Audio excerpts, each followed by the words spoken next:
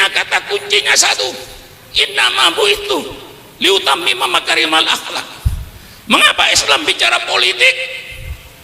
Islam bicara politik supaya pelaku-pelaku politik bermoral, berakhlak. Sebagai seorang pemimpin, apa kewajibannya terhadap rakyatnya? Hai pemimpin-pemimpin, jangan kau berpikir apa yang akan saya ambil dari rakyat, tapi pemimpin, berpikirlah apa yang akan kau berikan kepada rakyatnya itu. Kalau kau selalu berpikir apa yang saya ambil dari rakyat, ya gampang, naikkan semua pajak. Maka pemerintah bukan berpikir apa yang saya ambil dari rakyat, tapi pemerintah berpikir apa yang harus saya berikan kepada rakyat. Bagaimana? Bagaimana? Ngotot lagi saya ini, dipancing Habib Hanif tadi itu. Lah ini Islam.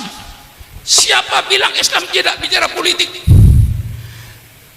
Yang melarang kiai bicara politik, yang melarang ulama bicara politik di masjid-masjid, di masjid taklim adalah Belanda.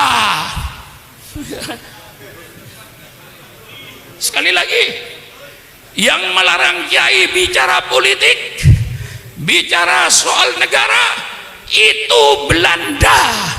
Mengapa Belanda melarang kiai bicara politik? Karena Belanda ingin menjajah Indonesia sampai kiamat. Maka Belanda melarang. Banyak kitab-kitab, dulu Kiai Maskur, mantan Menteri Agama, cerita kepada saya, banyak kitab-kitab yang dilarang oleh Belanda yang membangkitkan semangat anak muda. Namanya kitab Idotun Nasiin. Ya Kiai, masih ingat kitab Idotun Nasiin? Kitab Idotun Nasiin ini membangkitkan generasi muda. Kitabnya sekarang masih ada. Itu oleh Belanda dilarang. Kitab-kitab yang berbau politik, Ahkamus Sultaniyah dilarang, baik yang disusun Imam Mawardi maupun yang disusun Imam Abu Ya'la. Tidak boleh bicara soal politik. Itu yang melarang Belanda. Kalau sekarang ada tokoh di Indonesia melarang kiai bicara politik, berarti itu sisa-sisa. Tolong berhadapan dengan Syukron Makmun. Mari kita duduk di atas meja dengan damai, dengan sejuk, sambil minum kopi. Betul? Mari bicara. Jangan ngomong sembarangan. Kalau kau tidak ngerti Islam, di mana kau ngajinya? Di mana kau menuntut ilmunya? Mentang-mentang jadi tokoh, tidak pernah ngaji Islam, berbicara orang Islam. Ini yang merusak Islam di Indonesia ini. Mari secara ilmiahnya saya kupas. Quran, ayat politik dalam Quran terlalu banyak. Saudara kenal baldatun thayyibatun wa rabbun ghafur? Di mana itu? Di mana itu? Apa baldatun thayyibatun wa rabbun ghafur? Negara yang baik, negara yang aman, negara yang damai, negara yang sejahtera. Itu dalam surat As-Saba. Itu tertulis dalam Al-Quran.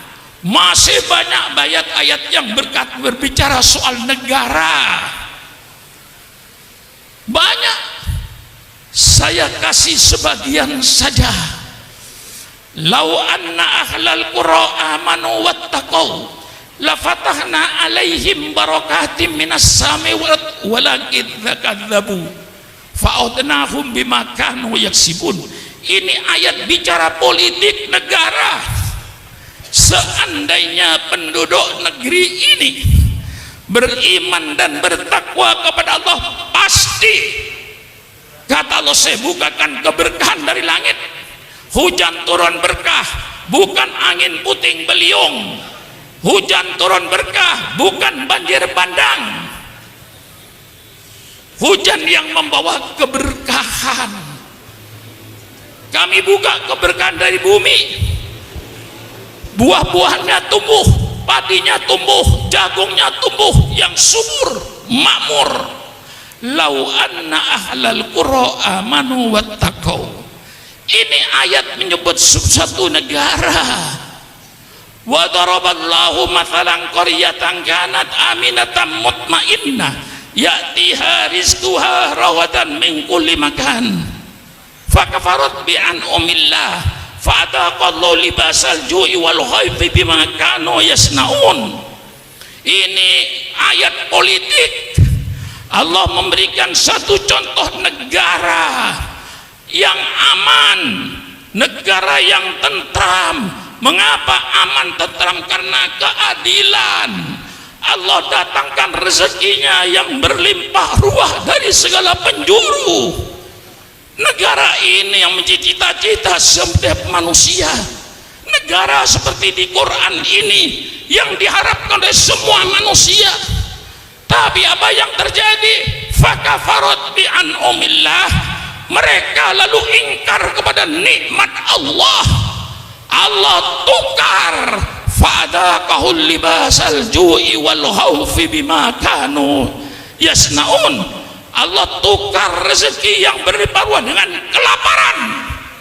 Berapa banyaknya bangsa Indonesia sedang lapar hari ini. Subhanallah, subhanallah. Allah tukar keamanan dan ketenangan dengan kegelisahan. Lihat sekarang ini di Irian, di mana-mana tempat. Subhanallah, subhanallah. Allah bicara negara, malah Allah menceritakan lagi bagaimana Allah cara menghancurkan suatu negara. Ini terperinci dalam Al-Quran. Dalam Al-Quran terperinci. Idza aradna an nulika qaryatan amarna mutrafiha fafasaku fiha faqqa alahil qawlu fadammarnaha tadmira. Kalau Allah ingin menghancurkan suatu negara, apa yang Allah jadikan? Allah perintahkan orang-orang yang bergelimang dalam kenikmatan untuk taat kepada Allah, tapi mereka tidak taat kepada Allah. Orang-orang kayanya yang bergelimang dengan kenikmatan itu, mereka main perempuan, main judi, mabuk-mabukan segala larangan Allah. Itulah Allah hancurkan negeri itu. Kalau ini sudah terjadi, ada yang membaca tafsir itu bukan amarna, dibaca amarna. Kalau Allah ingin menghancurkan suatu negara, maka Allah jadikan pemimpin negaranya itu orang-orang yang bergelimang dalam kemewahan.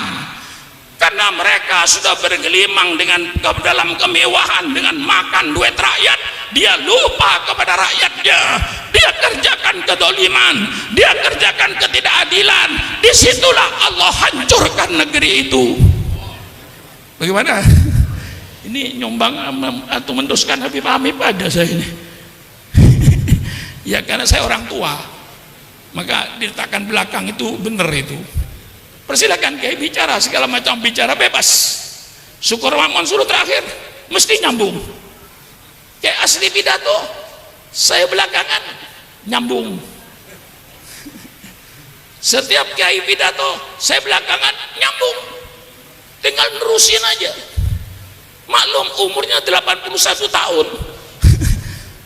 Ya, bicara 8